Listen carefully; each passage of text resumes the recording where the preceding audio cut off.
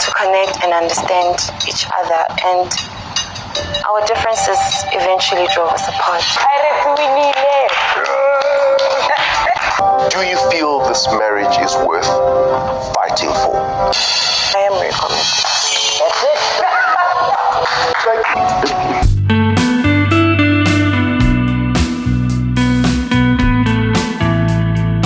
So guys, yesterday it was all about recommitment on Married at First Sight. Themba and Nelisa recommitted to each other.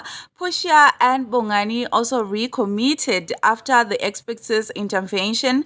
Then Tshepo and Palesa kupelile, and about the Mahlangus, Nkhululekho recommitted, but Makoto didn't, so the marriage ended just like that. Overall, I personally think none of the couples that recommitted makes sense. It's just terrible marriages. This season was a total mess. The experts did a horrible job. Salibonani, hello beautiful people. Welcome back to my channel where I give you updates and reviews of reality TV shows. This is our update and review of MAFS episode 13 highlights. So please watch until the end of this video because as usual, I've got a lot to unpack. Let's dive into it. So we're gonna start talking about Palesa and Sepo. So these two, they didn't recommit. They went separate ways. Upon meeting face to face at the altar for recommitment, Sepo added that he had nothing to say and he walked away. One of the experts, Tabang, had to run after him and convinced him to return to the altar. After Sepo returned to the altar, Palesa went on to deliver a final vows to him angrily. She said she asked for a man, not a princess, who would pack his bags instead of facing the music like a man. She went on to say to him she suffered in his hands when he did not care how she got to work and back, when he told the whole crew that she's ugly without makeup. She went further to point out that he was selfish towards her. Each and every time they had a fight, he would change his Netflix password and he would also count biscuits in the cupboard and punish her for eating the last lemon cream biscuits. Yo, guys, kunzima, things people go through in marriages. Wow, cool rough. So it didn't end well between Palesa and Sepo. Sepo ended up responding Palesa. He said to her that's why her father called her ugly when she were a child.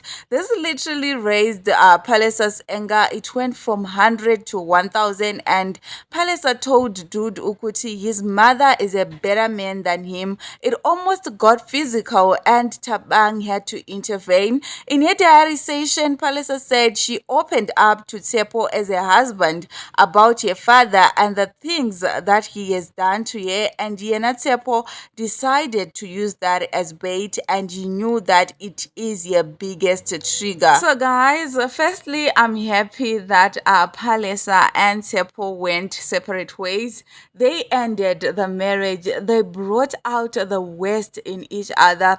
They are both toxic. This was a mismatch. When the show started, I saw Tshepo as a matured someone, but Dude proved me wrong. He got some growing up to do. I'm just asking myself, Okutsi, what kind of a man Tshepo is? Definitely, he's literally a princess, because there is no man that would change a shared password and punish a partner over a trivial matter like eating the last lemon cream biscuit. It's not a man thing. These are passive, aggressive, manipulative, and controlling behaviors that can be damaging in any relationship. When Palesa said Sepo is a huge project, girl wasn't lying. Indeed, he is. Sepo is still far from being a man. I don't think he even understands what a healthy relationship is. In a healthy relationship, partners resolve conflict through mature and open communication, not by punishing each other for eating lemon cream biscuit or withholding access to a shared resource. Then him using Palesa's trauma to insult her, that was so wrong. Palesa shouldn't have told Sepo about the bad things her dad has done to her. She should have protected such information. preventing Tshepo from using it against her. No matter how much you love or trust a person, some things are better kept to oneself, because sharing vulnerabilities with some people can allow them to exploit you, like what Tshepo did, exploiting her. It literally showed that dude is manipulative and cruel. This behavior is a severe violation of trust that reveals a lack of empathy. Palesa Yena, she's also not innocent.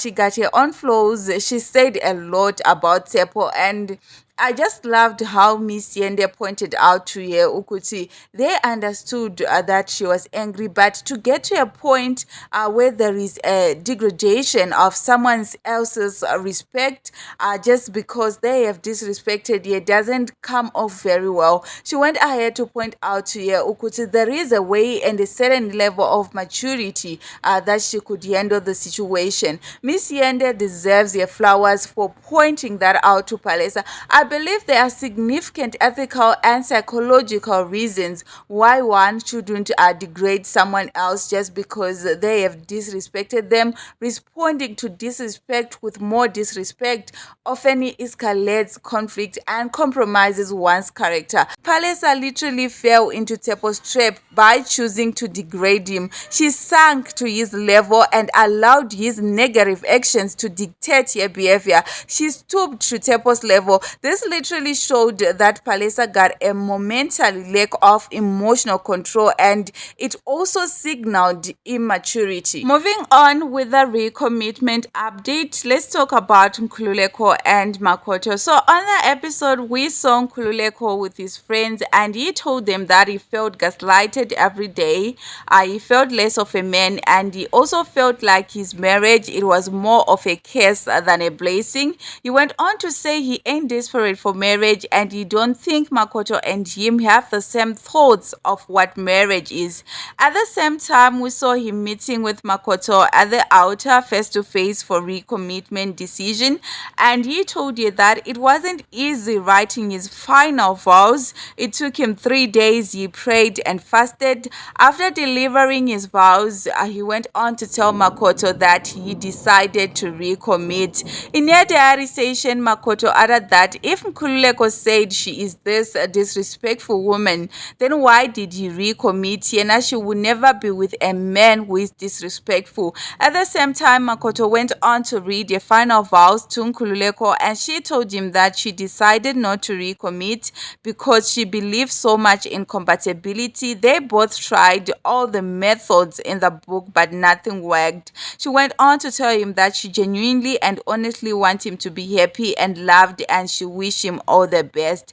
So Nkhululekho recommitting after he had told his friends that the marriage felt like it was more of a curse than a blessing. I was like, hi bo kanti with Opasta. He failed to man up. Mhlambe, he was scared that Umakoto was gonna lose it on him if he had decided not to recommit, or he just didn't want to look like a bad guy, because after all the humiliations and embarrassment Makoto put him through, it was just enough for him not to recommit. Their marriage was a disaster from day one. Yena and Makoto ain't compatible. It's good that Makoto decided to end the marriage. It was literally heading nowhere.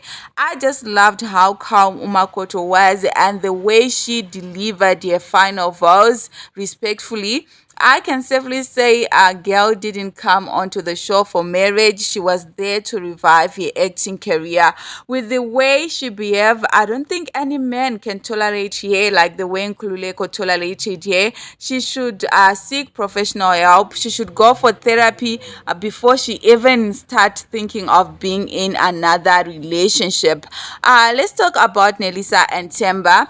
Mr. and Miss Delulu, they recommitted to each other. Before recommitting, Ubaba Yende asked Themba that since he lied to his baby mama and told Nelisa half truth, what assurance do they have? And he said time will tell. At the same time, Themba went on to meet Nelisa at the altar, and he delivered his final vows to her, and he chose to recommit. Nelisa also recommitted. In her final vows, she mentioned that drama threatened to shaken the very foundation they were building, but instead it did the opposite. It brought them together. Congratulations to Mr. and Miss Delusional. I wish them all the best. I didn't want Nelisa to recommit, but it's your life, your choices. If your marriage goes well, post a show, sizomjabulela, but if it goes south, she will learn from it. By the look of things, Themba is in love. Themba came onto the show with an ulterior motive,